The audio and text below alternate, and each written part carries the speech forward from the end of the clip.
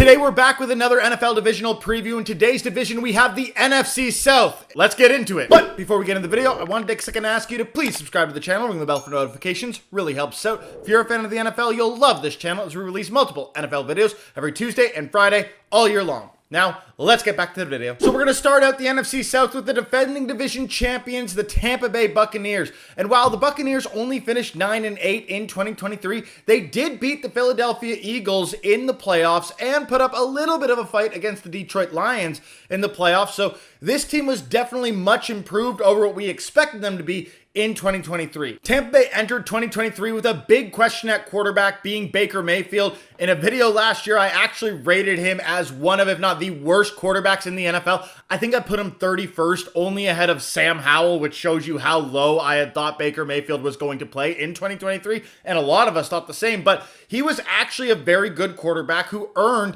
a 3-year contract extension with the Buccaneers thanks to his stellar level of play. Beyond that, the Buccaneers have kept a lot of their top-end talent in-house, like Tristan Wirfs, Mike Evans, and Antoine Winfield Jr. So this team is absolutely a team that's looking to build off of what they have and maybe use the draft and other tools to expand their roster to be competitive, much like they were during the Tom Brady years. I think the Buccaneers are still a solid team, but the big question to me is, how is their offense going to run without Dave Canales there? Dave Canales was the quarterback's coach with the Seattle Seahawks in 2022, which really helped Geno Smith to all of a sudden come out of nowhere and have a very effective quarterback season, getting a big contract.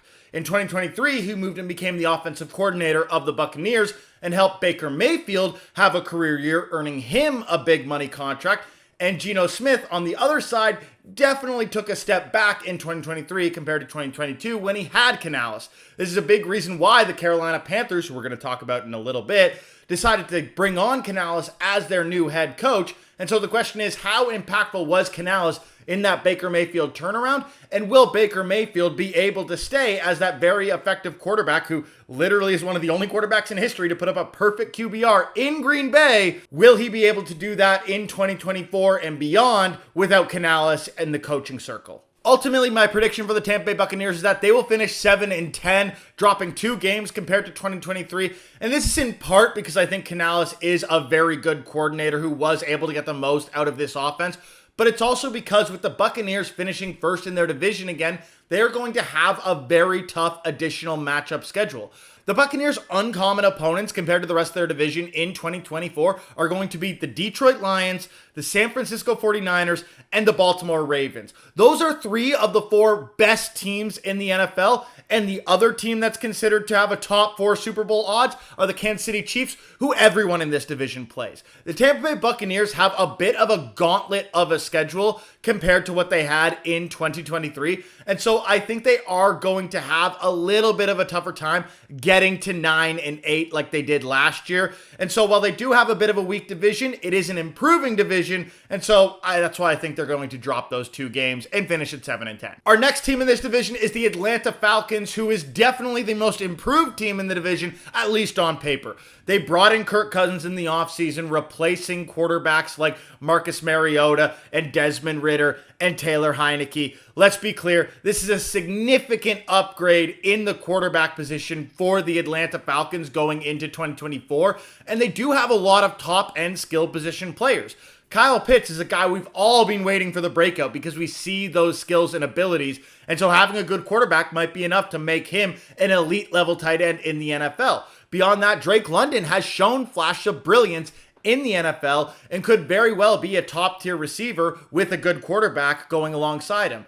And Bijan Robinson at running back is absolutely a stud. We all know he's a stud. And maybe without Arthur Smith in-house and a better passing attack, he'll be able to be one of the top running backs in the NFL in 2024. Now, I think the Falcons could have been a lot better if they didn't absolutely flub the draft, taking Michael Penix Jr. at 8th overall. I'm not saying Penix Jr. might not be worth an 8th overall pick, but for a team that just signed Kirk Cousins to a 4-year contract, it is really weird that this team that is very much so the favorite to win this division, at least coming into the NFL draft, decided to take a guy in a top 10 pick that won't be playing for a number of years for this team. It's a bit of a question mark. I don't totally understand it, but maybe it'll pay off in the long run for the Falcons, especially if Kirk Cousins isn't who he used to be coming off a torn ACL at his advanced age, being in his late 30s. On the other side of the football, the Atlanta Falcons have brought in new head coach Raheem Morris, who is a defensive specialist, and I think a fantastic head coach to go alongside this team, who has a ton of top-end skill position offensive players, but could really use a defensive-minded head coach to get the most out of that defense. We already saw what DeMeco Ryans was able to do with the Houston Texans in 2023, so another defensive-minded head coach could very well improve this Atlanta Falcons squad. Now, to be clear, this is a team that I could absolutely see competing during the Kirk Cousins window, but the team has to do a lot more to get to that level of compete and, have draft picks that actually contribute to the team's overall success. But I don't think the year of competing is in year one for the Falcons, though given they are in this NFC South and given they finished third in the division last year, meaning their uncommon opponents are significantly easier, those being the Pittsburgh Steelers, Minnesota Vikings, and New York Giants, all of whom could very well be the worst teams in their divisions in 2024, I think the Falcons are going to be able to finish with a 9-8 record. This record is the equivalent to what the Buccaneers and Saints had last year, being the best two records in the division, and could well be enough to compete in the NFC South. You'll have to wait for the Panthers and Saints to confirm that. But even at that, 9-8 is definitely a record that is competing for wildcard contention in the NFC, which I still don't think is as strong as the AFC, where I think you'd have to be 10-11 wins to be competing for a playoff spot in that conference. Our third team in this division is the Carolina Panthers, who finished with an NFL worst 2-15 record in 2023, and they only had a first-round pick in 2024 draft because they traded up from their high-end second-round pick to get the last pick of the first round.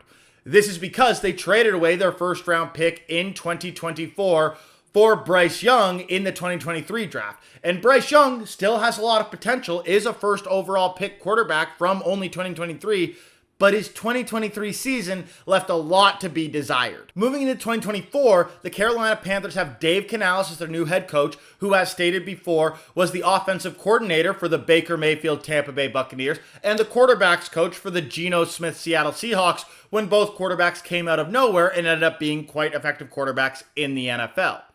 In addition to that, their late first-round pick ended up being used to draft Xavier Legette, who's going to be a significant upgrade at the wide receiver position for the Carolina Panthers. And the Panthers have spent some money in the offseason, paying over $100 million to bring in offensive lineman Robert Hunt to try to improve the offensive line as well. I think all told, the Carolina Panthers have made moves to make their team better in 2024, but without top-end draft capital, it's really hard to make your team significantly better. And they've even lost some top-end guys, like trading away Brian Burns in the offseason to the New York Giants, who is easily the Carolina Panthers' best player on their roster in 2023. And so, what do I think the Carolina Panthers are going to do in 2024? I think it's going to be much of the same. I think it's 2-15. It's rare that a team has two straight really bad seasons like this, but without a top-tier draft pick or draft class to be able to move forward and get a really good team in 2024, much like what the Houston Texans did moving from 2022 to 2023, I think the Carolina Panthers just don't have that additional talent pool coming in to allow them to significantly improve their record. Along with that, as stated, they moved along from some top-end talent like Brian Burns, and while I do believe Dave Canales can absolutely improve this team's offense and make them a little bit less of a laughingstock, I think it's hard to believe the Carolina Panthers having significant improvement over a 2-15 record that they had in 2023. And our final NFC South team is the New Orleans Saints, who finished 9-8 in 2023, and frankly, I'm shocked that they finished with that good a record. I remember watching some Saints games. I did not believe this team was a 9-8 team. Unlike the Buccaneers, who kind of actually did feel like a winning record team, the Saints just did not, but I think at the end of the day, it's because they were in a very bad division in the NFC South, and given the Buccaneers had won the NFC South in 2022, the Buccaneers did have a bit of a more difficult schedule compared to the Saints, what they had in 2023. In terms of where the Saints stand, though, they ended up missing out on the playoffs in spite of their 9-8 record in 2023,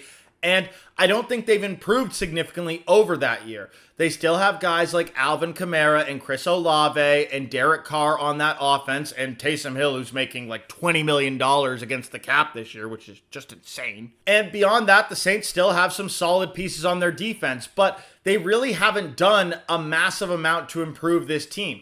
They did look to plug holes in the offensive line through the draft, which I think went quite well for the New Orleans Saints. And the Saints ended up picking up highly touted cornerback Kool-Aid McKinstry in the second round after he fell in the NFL draft. So again, I think the Saints are moving in the right direction, but the problem is they are so cap strapped and have so many big money contracts locked into guys that really aren't being that effective for this team, that I find it hard to imagine the Saints being a really competitive team in 2024. Beyond that, I think that the NFC South is a little bit better of a division. I think the Buccaneers are still a fairly competitive team, and I think the Falcons are much improved, as discussed before, over their 2023 iteration. And so even though the Saints have basically treaded water during the offseason, I do think they're going to drop a little bit compared to what they were in 2023, much like I expect the Buccaneers to drop a little bit. And so I have the New Orleans Saints finishing with an 8-9 record, and the only reason I don't have them dropping 2 games like the Buccaneers is they will have a slightly easier schedule than the Buccaneers, seeing as they finish second in the division as opposed to first in the division. And because of that, they will have to play the Green Bay Packers, the Los Angeles Rams, and the Cleveland Browns, who I think are significantly easier uncommon opponents than the Lions, the 49ers, and the Ravens that the Buccaneers have to deal with in 2024. And so here's what I have the final standings looking like for the NFC South. The Falcons outright winning the division with only a 9-8 record. Yes, this division is just not very good. And 3 of 4 teams ending with losing records. And let me be completely honest, I think the Saints and Buccaneers would likely have even lower records if it wasn't for the fact that they were playing all of each other 2 times a season. It's the one reason why we never see a division with the winner going like 6-11, and that's only because they do get wins within their own division, given everyone plays everyone in their division twice. I do think, given the caliber of this division, one team having a really good draft class could end up with that team being the best team in this division. I do think there is actually a path for the Panthers to be the best team in this division if Bryce Young takes a really big sophomore step, and if their draft class ends up being a draft class somewhat like the Los Angeles Rams was in 2023, where they didn't have a first-round pick, but still had a ton of top-tier guys contributing in later-round picks. Now, that doesn't mean I think the Carolina Panthers in any world could compete in 2024, but they could win this division in 2024 if things broke right, and that's more a comment on how bad the division's top end is compared to how good the Panthers could be. But that's it for today's video on the NFC South. Don't worry, every division from here on out is going to be considerably better. The NFC South is just, the NFC South. Either way, if you enjoyed this video, leave a like or comment below. Help us out, help us grow. Also, moving forward, we are going to be releasing videos in the regular season on Thursdays and Saturdays, not Tuesdays and Fridays. That's just so I can have content that's more up to date for NFL fans, as opposed to content that's a little bit stale dated by the time it actually gets released. Either way, I'll see you all next time. Peace!